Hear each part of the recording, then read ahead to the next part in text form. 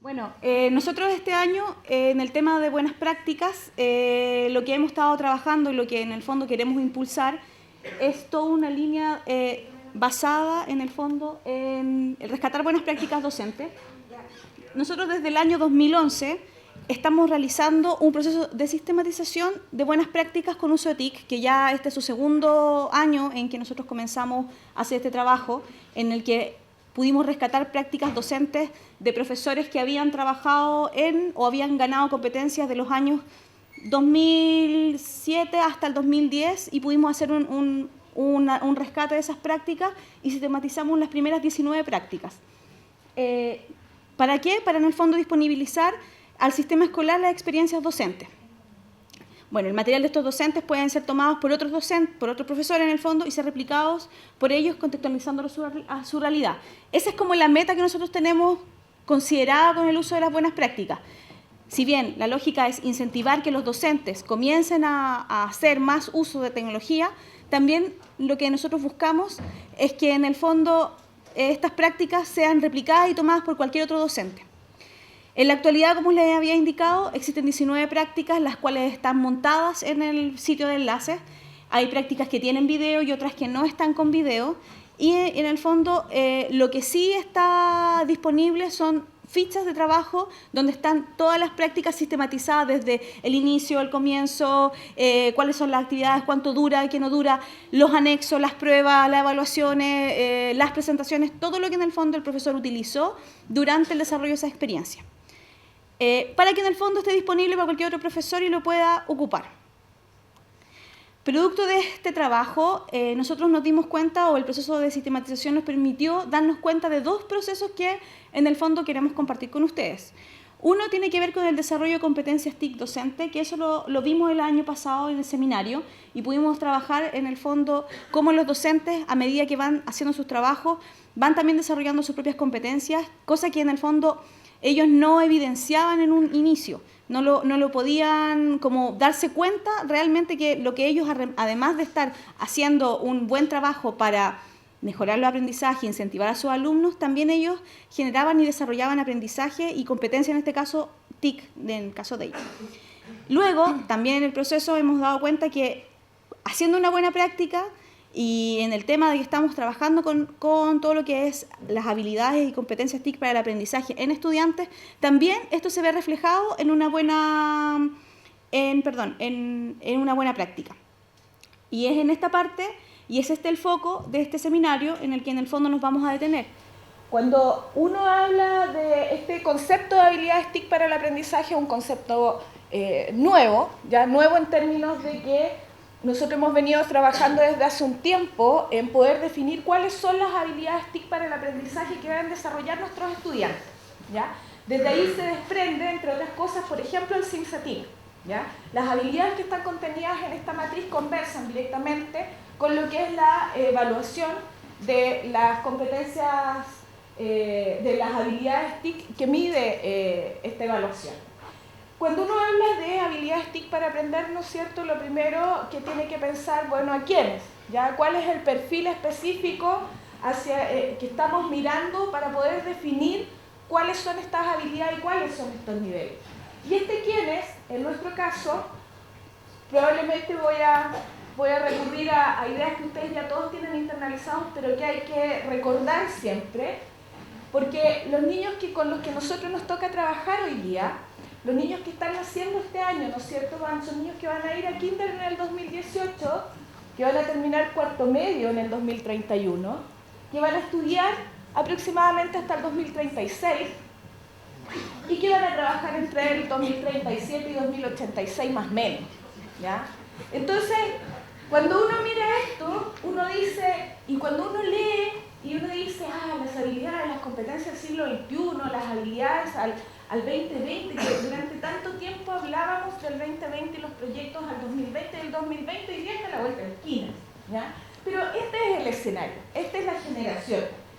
Es una generación en donde, entre otras cosas, se ve fuertemente impactada por el tema del acceso a la información, ¿ya? Acceso a la información y conocimiento que nos pone a nosotros como docentes, como educadores, desde una perspectiva totalmente distinta en el momento de enfrentar el aula y enfrentar el aprendizaje, ¿ya? Piensen ustedes que todas las estimaciones, si ustedes revisan en internet, distinta documentación, en general todas las estimaciones dicen que para el 2020 el volumen del conocimiento registrado se va a duplicar cada 73 días. Cada 73 días. Los niños que nacen hoy en el 2020 van a estar en, no sé, segundo básico. Ya, esos niños, cuando nosotros les demos un trabajo ya en quinto, sexto básico, un trabajo de investigación más sistematizado, más organizado, en donde tengan que buscar información y conocimiento, lo que yo sé como profesor hoy día, en términos de conocimiento acumulado, cuando lo enfrento a esta tarea, probablemente ya va a haber cambiado para el minuto en que el niño me entregue su trabajo. Entonces nos sitúa en un contexto súper diferente. Otro elemento que hay que considerar respecto a esta generación para la cual estamos definiendo esta matriz de habilidades tiene que ver con esta situación. ¿A alguien le suena? ¿No es cierto? Podemos haber escuchado en relación a estos conceptos que están acá presentes. Bueno, déjenme contarles que gran parte de los jóvenes que hoy entran a la universidad se van a desempeñar en estas profesiones o oficios. Muchas de ellas son oficios hoy, oficios emergentes. ¿Ya? Estamos recién empezando a escuchar hablar de, por ejemplo, los profesionales que se dedican a administrar y a diferenciar distintos tipos de contenidos a través de los medios. Durante mucho tiempo se hablaba de los medios, las masas, ¿no es cierto?, la comunicación de masa a través de los medios. Hoy día el concepto ha cambiado, producto del tipo de tecnología a la que tenemos acceso. Y el contenido hoy día se entrega de manera parcializada, especializada. Y para eso, de aquí a 10 años, se van a requerir una gran cantidad de profesionales especialistas en estas áreas, especialistas en saber cómo diferenciar, discriminar distintos tipos de contenido y cómo los medios tienen que transmitir contenidos de acuerdo a distintos perfiles de usuario. Eso que parece que como que no lo enseñan en ningún lugar, no me suena, ¿no es cierto?, ni a una carrera ni de perfil técnico ni de perfil profesional hoy día, es el futuro al que se van a ver enfrentados los jóvenes que hoy día están entrando a la universidad. Entonces, esta es una generación, la generación para la cual nos toca, ¿no es cierto?, trabajar bien particular. Bueno, esto es el escenario del mercado laboral del 2020. Una vez que nosotros logramos definir y situarnos en el contexto del estudiante para el cual tenemos que definir estas habilidades, el segundo elemento es ya entrar de lleno a mirar qué es lo que queremos, qué es lo que esperamos, ¿ya?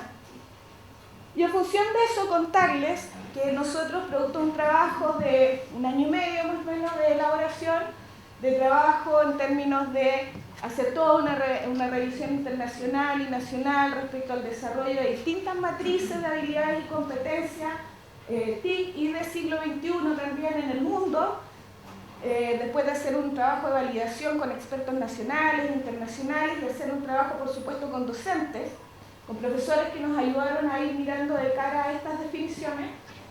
Hemos publicado hace un poco más de un mes, que se encuentra disponible en la página, desde la página de enlaces y en la dirección directamente en habilidadestic.enlaces.cl, toda la documentación relativa a esta, que es nuestra matriz de habilidades TIC para el aprendizaje, ¿ya? Como dice ahí, publicada en el 2003. Esta matriz, no es propósito de este seminario, digamos, hoy explicar en detalle su contenido, pero sí presentárselas, porque cada una de las experiencias que vayamos viendo hoy día, queremos que ustedes las miren de cara también a esta matriz, que ustedes las miren, que ustedes puedan empezar a mirar cómo las prácticas que nos presenten hoy día los distintos docentes, pero también cómo después las prácticas que yo quiera implementar en mi escuela, tienen que alinearse o tienen que mirar, su horizonte tiene que ser también esta matriz, porque al final del día lo que todos queremos con el uso de las tecnologías en las escuelas es que los niños mejoren, ¿no es cierto?, poder apoyarlos, mejorar los aprendizajes que están desarrollando dentro del aula, pero también que desarrollen estas habilidades. Entonces esta matriz tiene 4 grandes dimensiones: la dimensión de información, comunicación y colaboración, tecnología, convivencia digital. Y en cada una de las dimensiones hay subdimensiones. Por ejemplo, en información tenemos la información como fuente y la información como producto. Y dentro de cada una de las subdimensiones se distinguen las habilidades puntuales que se deben abordar dentro del proceso educativo para que los estudiantes puedan desarrollar estas habilidades. habilidades. Habilidades como, por ejemplo, en información como fuente, clave, definir la información que se necesita.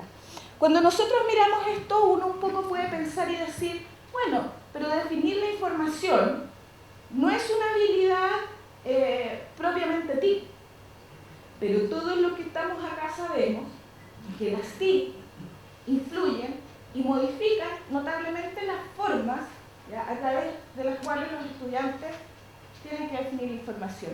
Y el día de mañana, las generaciones que nosotros tenemos en el aula, créanme que si nosotros no les enseñamos a definir información adecuadamente sobre recursos tecnológicos, van a estar inhabilitados para desenvolverse en el medio que les toque desempeñarse después de la escuela, ¿ya? Es cierto que uno puede definir información también en función de otros propósitos o con otros medios, ¿ya? Pero también es cierto que el 80%, el 90% de la información hoy día se define a través del uso de las tecnologías. Yo ayer estuve en una sesión con estudiantes de último año de pedagogía y yo les preguntaba a ellos, ¿cuántos de ustedes, cuántas veces a la semana o al mes ustedes hacen uso de otras fuentes de información para abordar su proceso educativo, su propia formación profesional? Muy poco. ¿Cuántas veces a la semana o al mes ustedes usan internet, la web, para realizar la misma tarea? Todos los días, casi todo el día. Ese es el escenario. Por lo tanto, si bien estas habilidades, o algunas de ellas, unas más que otras, se pueden ver desde un contexto más transversal, porque efectivamente responden a un contexto más transversal, estas habilidades son las que están acá en esta matriz, son las que sí o sí tenemos que mirar de cara al uso de las tecnologías, ¿ya? Ahora, cuando ustedes empiecen, así como aplicadamente, a trabajar con el tema de las habilidades, se van a encontrar en los documentos con este formato. Este es el formato en que se presenta la matriz de habilidades, ¿ya? Y yo, solamente para hacer una mención práctica, es interesante mirar la forma en que se presenta para, bueno, ya hablamos de las dimensiones, las subdimensiones, ¿no es cierto?, y las habilidades. Después de eso, la matriz presenta la definición operacional, ¿ya?, que es lo que nos permite entender qué es exactamente, cómo puedo mirar exactamente esta habilidad. Y después nos presenta los comportamientos observables, tanto a nivel general, ¿ya?, o sea, cómo yo observo que el estudiante está desarrollando esta habilidad, cómo está implementando esta habilidad. Y también a nivel de sexto básico, comportamientos observables precisos y puntuales, y a nivel de segundo medio, ¿ya? Y finalmente criterios de progresión, es decir, cuáles son los criterios a través de los cuales yo puedo observar cómo ha ido avanzando el estudiante en la adquisición, en el desarrollo de esta habilidad, y ejemplos de aplicaciones, o sea, sobre qué tipo de aplicaciones, para imaginarme qué tipos de actividades yo puedo realizar para que se desarrolle esta habilidad en particular. Y esto está presente, está la documentación completa, como les decía, en el sitio, y esto está presente para cada una de las dimensiones, subdimensiones y cada una de las habilidades, ¿ya? Bueno, después que entonces decimos o podemos definir qué es lo que vamos a abordar y cómo vamos a abordarlo, es la tarea para la cual los hemos invitado hoy, ¿ya? En el cómo, yo voy a dejar a Constanza, que puede contarles en detalle en relación a cómo lo vamos a enfocar hoy día desde el tema de las buenas prácticas. Lo primero que vamos a definir o lo primero que vamos a comprender es, en el fondo, lo que nosotros como enlace, como ministerio, hemos trabajado de lo que entendemos por una buena práctica. Si se fijan, la integración de recursos tecnológicos tiene que ser a través de una metodología. Cuando nosotros comenzamos a trabajar todo el tema de buenas prácticas y hicimos el enganche, nos dimos cuenta que una muy buena práctica provoca finalmente que se desarrollen las competencias TIC en los alumnos en este caso, es producto de que en el fondo cuando se hace una buena integración de tecnología existe una metodología detrás, existe un trabajo, una estrategia didáctica y finalmente algo que nosotros muchas veces dejamos de lado, una evaluación de esta misma práctica. Entonces la lógica en el fondo es que nosotros al considerar que vamos a realizar una buena práctica con uso de TIC o al considerar que vamos a usar una práctica con uso de TIC, Tengo que pensar con toda la metodología, desde si tengo disponibles los computadores, si es que tengo las competencias para hacerlo, qué nivel de aprendizaje tienen mis alumnos, qué es lo que yo quiero lograr con este aprendizaje o qué objetivo de aprendizaje quiero que se pueda solucionar utilizando las TICs. Dichos elementos en el fondo nos van a permitir obviamente lograr lo que nos hemos propuesto, que en el fondo es mejorar ciertos aprendizajes o enseñarles de mejor manera a los alumnos que entiendan algún concepto que quizás puede ser medio abstracto en algunos casos. Muchas veces la matemática hemos visto que es muy útil para el tema de química, para el tema de matemáticas. Entonces yo creo que en ese sentido uno como profesor tiene que saber dónde la va a utilizar y para qué. Finalmente, y es algo que también a nosotros nos interesa mucho, es que los docentes se atrevan que a esta información de buena práctica esté documentada. Si bien ustedes saben que todo queda en una planificación, esta planificación tiene que ser muy detallada para permitir en el fondo que estos buenos ejemplos, con los medios de verificación y productos visibles, se puedan compartir a otros docentes. Este es en el fondo el trabajo que hemos estado haciendo nosotros durante estos años con diversos concursos, pero que en el fondo también necesitábamos como ordenarlos, sistematizarlos y entregarlos finalmente y disponibilizarlos al sistema. Por eso es que en el fondo la buena práctica debe ser innovadora y tener capacidad de incitar a otros a que en el fondo puedan adaptarlas, tomarlas, jugarlas, adecuarlas a su realidad.